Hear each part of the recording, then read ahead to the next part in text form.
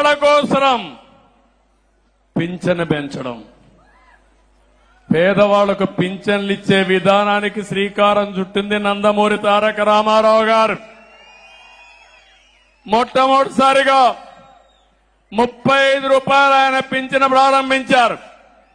దాన్ని 75 రూపాయలు చేశారు. 2014 నేను ముఖ్యమంత్రి అయినప్పుడు 200 రూపాయలు 1000 రూపాయలు చేశాను. 1000 రూపాయలు 2000 రూపాయలు చేశాను. అంటే 200ని 10 రెట్లు పెంచి 2000 రూపాయలు చేశాం ఈ పేదవాళ్ల కోసం. ఇప్పుడు మళ్లీ 3000 ఉంటే 4000 రూపాయలు చేశాను. ఏప్రిల్ నుంచి ఇస్తానన్నాను. అందుకే 65,30,000 మందికి జూలై 1వ తారీఖున 7,000 రూపాయలు డబ్బులు ఇచ్చే బాధ్యత. ఆ రోజు ఎన్నికలప్పుడు చెప్పారు, వాలంటీర్లు లేకపోతే మేము ఇంటి దగ్గర పింఛన్ ఇవ్వలేమని. సచివాలయ ఉద్యోగస్తులతో 1వ తారీఖున మీ ఇంటికే పింఛన్లు పంపించే కార్యక్రమానికి శ్రీకారం చుట్టాం. అంటే కల్లబొల్లి కబుర్లు చెప్పి మభ్యపెట్టి మోసాలు చేసే పాలకులు పోవాలి. ఇంకో పక్కన మీరు చూస్తే వికలాంగులకి 3,000 రూపాయల నుంచి 6,000 రూపాయలు చేసే కార్యక్రమానికి శ్రీకారం చుట్టాను. కొంతమందిని చూశాను, ఇంట్లో నుంచి బయట రాలేరు, నడవలేరు, ఇంట్లో ఒకరు వారికి సేవలు చేయాలి. చాలా మంది అలాంటి వాళ్ళు ఉంటారు. అందుకనే ఒక 20,000 30,000 మంది ఉంటే వాళ్లకు నెలకు 15,000 రూపాయలు ఇచ్చే కార్యక్రమానికి శ్రీకారం చుట్టాం. డబ్బులు ముఖ్యం కాదు, మానవత్వం ముఖ్యం. పేదవాడికి అండగా ఉండడం అవసరం. అందుకే ఈ కార్యక్రమానికి శ్రీకారం చుట్టాం. కొంతమందికి 10,000 రూపాయలు పింఛను ఇస్తున్నాం. ఇంత ఇస్తున్నామంటే ఈ ప్రభుత్వానికి పేదవాళ్లపై నుండే ప్రేమ అని చెప్పి నేను మీకు తెలియజేస్తున్నా. ఇది ఒక కార్యక్రమం పెట్టుకుని 1వ తారీఖున ఒక పండుగ వాతావరణంలో ఈ పెన్షన్లు పంచే కార్యక్రమానికి శ్రీకారం చుడుతున్నాం. మీరందరూ కూడా నిండు మనసుతో ఆశీర్వదించండి. ప్రతి ఒక్కరు కూడా మీరు ఎక్కడికక్కడ ఈ ప్రభుత్వం చేసే మంచి కార్యక్రమాలకి మీరు కూడా అండగా ఉండాలని మిమ్మల్ని అందరినీ కోరుతున్నా. 3వ కార్యక్రమం ల్యాండ్ టైటిలింగ్ యాక్ట్. ఒక కుట్ర, ఒక మీ భూమి కొట్టేసే పరిస్థితులు వచ్చారు.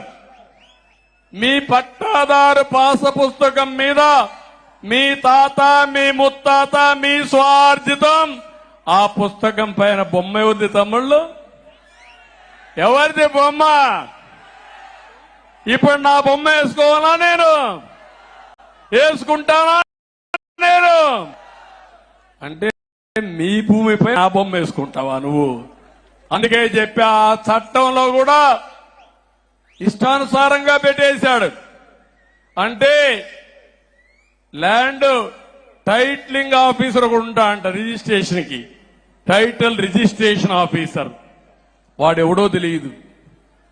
అప్పలెంట్ అథారిటీ, వాడెవడో తెలియదు. ఏదైనా జరిగితే నువ్వెవరన్నా ఈ భూమి నాదంటే ట్రిబ్యునల్కి వెళ్ళిపోతుందంట. ఇంకా మీ బతుకులు ఏమవుతాయో మీరు ఆలోచించుకోండి. ఇంకో పక్క నేరుగా హైకోర్టుకే పోవాలి. ఇంకే కోర్టు లేదు, అందరూ అమరావతి క్యూ కట్టాలి. ఎంతమంది హైకోర్టు పోతారని అడుగుతున్నా. అందుకే చెప్పా, ఈ చట్టం నల్ల చట్టం, దీన్ని రద్దు చేస్తానని చెప్పి రద్దు చేయడానికి మొన్నే తీర్మానం చేశాం. కరెక్ట్ అవునా కాదా? కరెక్ట్ అవునా కాదా? అది రద్దు అయిపోతుంది.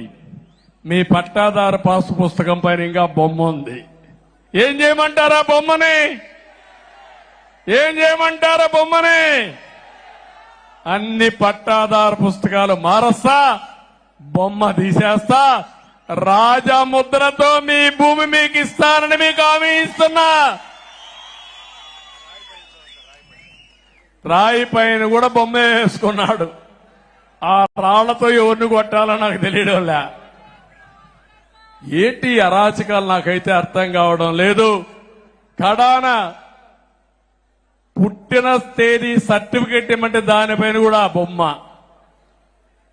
చాలా అరాచకాలు జరిగాయి. ఇంకా నిన్న మొన్న చూస్తున్నారు అరాచకాలు, ప్యాలెస్ల కథ చూస్తున్న తర్వాత మాట్లాడదాం. అయ్యింది ఇప్పుడు నేను మాట్లాడను. అందుకని నేను మిమ్మల్ని అందరినీ ఇవన్నీ చేసి ఈరోజు మీకు అందరికి ఓటామి ఇస్తున్న ఈ మూడే కాదు, నాలుగోది ఏదైతే ఈరోజు రాష్ట్రంలో అన్నా క్యాంటీన్ పెడతానని ఆ రోజు చెప్పారు. 203 ప్లేసుల్లో శాంక్షన్ చేశాం, 183 ప్రారంభించాం. వీళ్ళు వచ్చిన తర్వాత అవన్నీ కూడా ఇష్టానుసారంగా చేసి దెబ్బతీసే పరిస్థితికి వచ్చారు. అందుకే అన్ని రిపేర్లు చేయమన్నాం.